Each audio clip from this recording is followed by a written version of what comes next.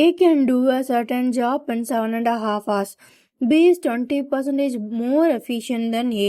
How many hours does B alone can take to do the job? Okay. So இப்போ ஏன்னு ஒருத்தர் இருக்காரு, அவர் ஒரு வேலையை 7.5 hours முடிப்பார். ஸோ அப்போ கிராஸ் மல்டிப்ளை பண்ணோன்னா 7 2s are 14, 14 + 1 15/2. ஸோ இவ்வளோ நேரத்தில் ஏ வந்து வேலையை முடிப்பார்.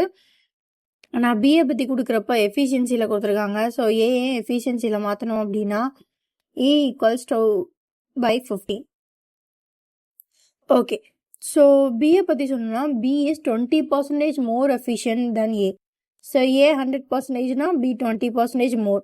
ஸோ அப்போ ஏ இன்ட்டு 120%, அதாவது 120/100 ஈக்குவல்ஸ் பிஆர் இருக்கும்.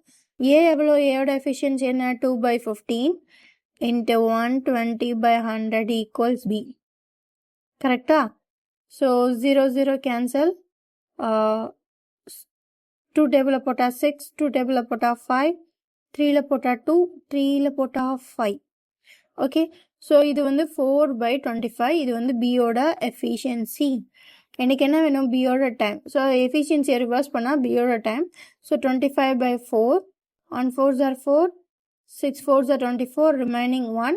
ஸோ 6.25 hours ஆகும். ஸோ இங்கே இல்லை, இது இந்த சம்மோட ஆன்சர் 6.25 hours. அப்படி இல்லை அப்படின்னா 6 hours and 15 minutes இருக்கும். ஓகேவா? ஸோ அவ்வளோதாங்க. இந்த சம் இந்த மாதிரி நிறையா பேக்கா நம்ம சேனலை சப்ஸ்கிரைப் பண்ணிக்கோங்க.